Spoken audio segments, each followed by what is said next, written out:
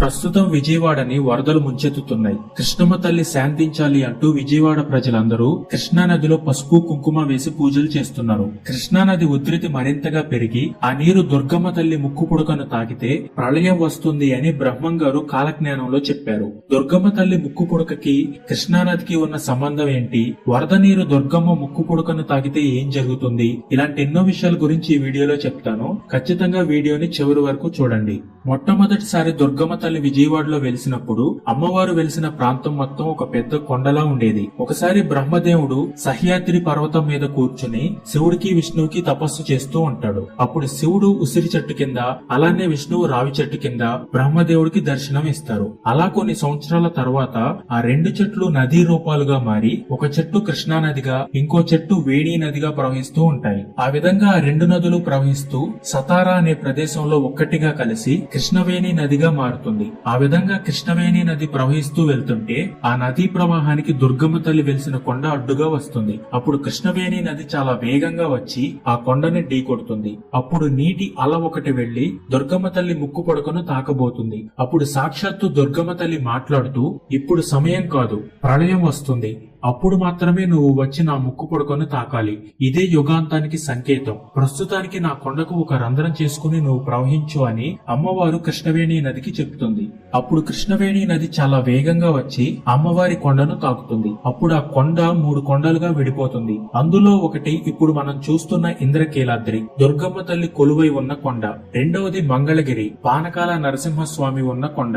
మూడవది యనమల కుదురు, శ్రీరామలింగేశ్వర స్వామి కొండ. ఇంద్రకీలాద్రి దుర్గమ్మ తల్లి, మంగళగిరిలో శ్రీ మహావిష్ణువు, యనమల కుదురులో శివుడు. ఈ విధంగా దేవుళ్ళందరూ కలిసి మన విజయవాడలో వెలిశారు. ఎన్ని వరదలు వచ్చినా యుగాంతం జరిగే వరకు కృష్ణవేణి నది దుర్గమ్మ తల్లి ముక్కు పుడకను తాకదు. ఒకవేళ కృష్ణా నది దుర్గమ్మ తల్లి ముక్కు పుడకను తాకితే ప్రళయం రావడానికి అదే సంకేతం.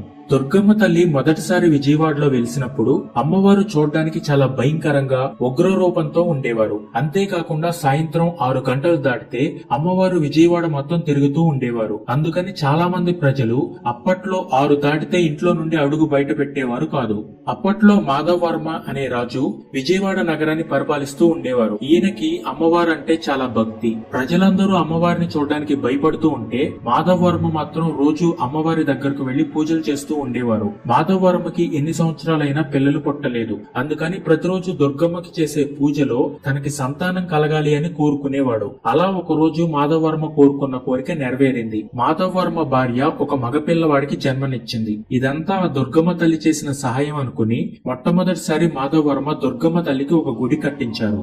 మాధవ్ వర్మ తన కొడుకుని చాలా క్రమశిక్షణతో పెంచుతాడు. యువరాజుకు అన్ని రకాల విద్యలు నేర్పిస్తాడు. ఒకరోజు యువరాజు తన గుర్రంతో సహా బయటికి వెళ్లి ఇంద్రకీలాద్రి కొండ దగ్గర గుర్రం మీద సవారీ చేస్తూ ఉంటాడు. సమయం సాయంత్రం 6 గంటలు దాటింది. అమ్మవారు సంచారానికి వచ్చే సమయం అయ్యిందని ప్రజలందరూ వాళ్ళ ఇంటికి త్వరగా వెళ్తూ ఉంటారు. అలానే యువరాజు కూడా తన గుర్రం మీద చాలా స్పీడ్ గా ఇంటికి వెళ్తూ ఉంటాడు. సరిగ్గా అదే సమయంలో అక్కడ ఆడుకుంటున్న చిన్న పిల్లవాడు యువరాజు రథం కింద పడి చనిపోతాడు. అప్పుడు అక్కడికి వచ్చిన ఆ పిల్లవాడి తల్లి గుండెలు పగిలేలా ఏడుస్తూ తన కొడుకు శరీరాన్ని 2 చేతులతో తీసుకుని న్యాయం కోసం రాజు మాధవర్మ దగ్గరకు వెళ్తుంది. అసలు విషయం తెలియని మాధవ్ వర్మ తప్పు ఎవరు చేసినా వాళ్ళని వెతికి పట్టుకుని తగిన శిక్ష పడేలా చేస్తా అని ఆ తల్లికి మాట ఇస్తాడు. చివరికి ఆ తప్పు చేసింది తన ఒక్కగానొక్క కొడుకే అని తెలియగానే చాలా బాధపడతాడు. అయినా సరే తను ఇచ్చిన మాట కోసం ఆ తల్లికి న్యాయం చేయడానికి తన మంత్రిని పిలిచి ఈ తప్పుకి శిక్ష ఏంటి అని అడుగుతాడు. మరణ శిక్ష అని మంత్రి చెప్తాడు. తన సొంత కొడుకు అని కూడా చూడకుండా మాధవ్ వర్మ తప్పు చేసిన తన కొడుకుకి మరణ శిక్ష విధించమని సైనికులకు ఆజ్ఞాపిస్తాడు. ఇక చేసేదేమీ లేక మరణశిక్ష విధిస్తారు. ఇంద్రకీలాద్రి కొండ దగ్గర ఎక్కడైతే ఆ చిన్నపిల్లవాడు చనిపోయాడో సరిగ్గా అక్కడే యువరాజుకు మరణశిక్ష విధిస్తారు. అప్పుడు మాధవ్ వర్మ ఇంద్రకీలాద్రి కొండపై ఉన్న అమ్మవారిని చూస్తూ, తల్లి, కొడుకును ఇచ్చినట్లే ఇచ్చి మరలా ఎందుకు తీసేసుకున్నావంటూ బాధతో ఏడుస్తూ ఉంటాడు. కొండ మీద నుండి ఇదంతా చూస్తున్న దుర్గమ్మ తల్లి ఆకాశం నుండి బంగారు నాణాలను కురిపిస్తుంది. ఆ బంగారు నాణాలు చనిపోయిన 2 పిల్లల శరీరం మీద పడగానే వాళ్ళు మరలా బ్రతుకుతారు. చిన్నపిల్లవాడు వాళ్ళ అమ్మ దగ్గరికి వెళ్తాడు. మాధవ్ వర్మ తన కొడుకును పట్టుకుని ఆనందంతో ఏడుస్తాడు. ఆ రోజు జరిగిన సంఘటనని ప్రజలు ఎప్పటికీ మర్చిపోలేరు. ఆ రోజు అమ్మవారు ఆకాశం నుండి కనక వర్షం కురిపించారు కాబట్టి అప్పటి నుండి ప్రజలు దుర్గమ్మ తల్లిని కనక దుర్గమ్మ అని కూడా పిలుస్తూ ఉంటారు. అలా రోజులు గడుస్తూ ఉన్నాయి. ఎంతకాలమైనా అమ్మవారు మాత్రం ఉగ్ర రూపంలోనే ఉన్నారు. ప్రజలకి అమ్మవారు అంటే నమ్మకం, భక్తి ఉన్నా కూడా అమ్మవారి రూపాన్ని చూడాలంటే భయంతో వణికిపోయేవారు. అప్పుడు ఇంద్రకీలాద్రి కొండ మీద ఉన్న అమ్మవారిని చూడడానికి ఆదిశంకరాచార్యుల వారు వస్తారు. ఆయన అమ్మవారికి చాలా రకాల పూజలు జరిపించి అమ్మవారిని శాంతింప చేయడానికి శ్రీచక్రాన్ని ప్రతిష్ఠింప చేస్తారు. అప్పటి నుండి ఉగ్ర రూపంతో ఉన్న అమ్మవారు శాంతించి దుర్గమ్మ తల్లిగా భక్తులకు కనిపిస్తున్నారు. కానీ అమ్మవారి ఉగ్ర రూపమైన మహిషాసుర మర్దిని కాళీ రూపం ఎప్పటికీ ఇంద్రకీలాద్రి కొండ మీద ఉన్న ఒక రహస్య గుహలో ఉంది అని అంటారు. అలానే కొంతమంది పూజారులు రోజు అక్కడికి వెళ్లి అమ్మవారు శాంతించడానికి పూజలు చేస్తూ ఉంటారని భక్తుల నమ్మకం.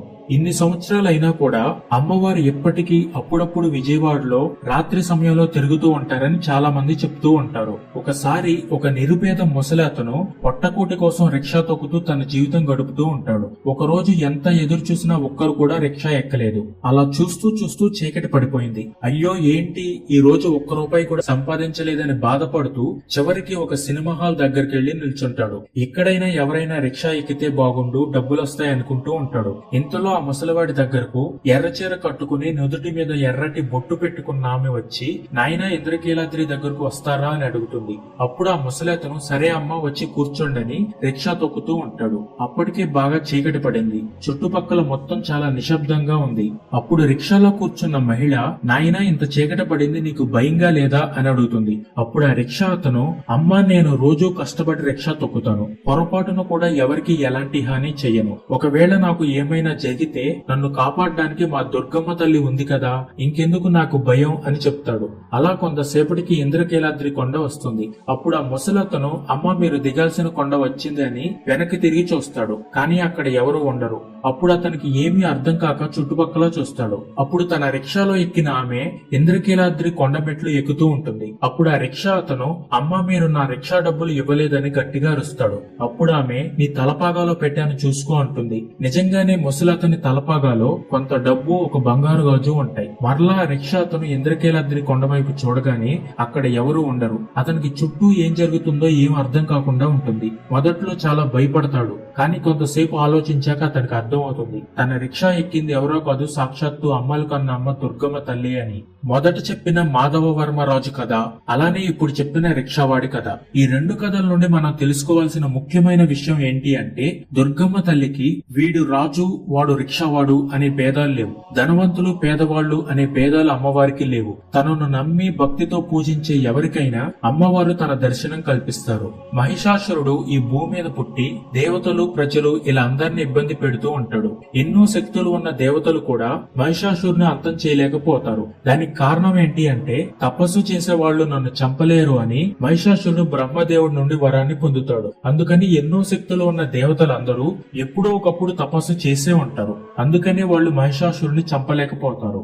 ఎలాంటి శక్తులు లేని సామాన్య ప్రజలు ఎలానూ మహిషాసురుని చంపలేరు. ఆ విధంగా మహిషాసురుని ఎవరూ చంపలేకపోతారు. అప్పుడు దేవతలందరూ కలిసి వాళ్ళ దగ్గర ఉన్న శక్తి మొత్తాన్ని ఒకటిగా చేస్తారు. ఆ శక్తి నుండి ఒక మహాశక్తి పుడుతుంది. ఆ మహాశక్తి ఎవరో కాదు, మన అమ్మవారు.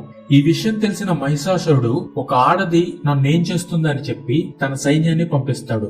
అమ్మవారు వాళ్ళందరినీ అంతం చేస్తుంది. ఆ తర్వాత మహిషాసురుడు యుద్ధం చేయడానికి వచ్చి అమ్మవారి అందాన్ని చూసి తనను పెళ్లి చేసుకోమని అడుగుతాడు. ఆ మాటలకి ఉగ్ర రూపం ఎత్తిన అమ్మవారు పరాశక్తిగా మారి మహిషాసురుని అంతం చేసి మహిషాసుర మర్దిని అయ్యారు. ఆ విధంగా అప్పటి నుండి అమ్మవారు ఇంద్రకీలాద్రి కొండ మీద వెలిసి తన బిడ్డలను రక్షిస్తూ ఉన్నారు. ఎన్ని వరదలు వచ్చినా విజయవాడకి అక్కడ ఉన్న ప్రజలకు ఏం కాదు. ఎందుకంటే తన బిడ్డల్ని ఎప్పుడు దుర్గమ్మ కాపాడుతూ ఉంటుంది. వీడియో చూసిన ప్రతి ఒక్కరూ జై దుర్గమ్మ తల్లి అని కామెంట్ చేయండి. అలానే వీడియోని మీ ఫ్రెండ్స్ అండ్ ఫ్యామిలీతో షేర్ చేయండి. Thank you so much.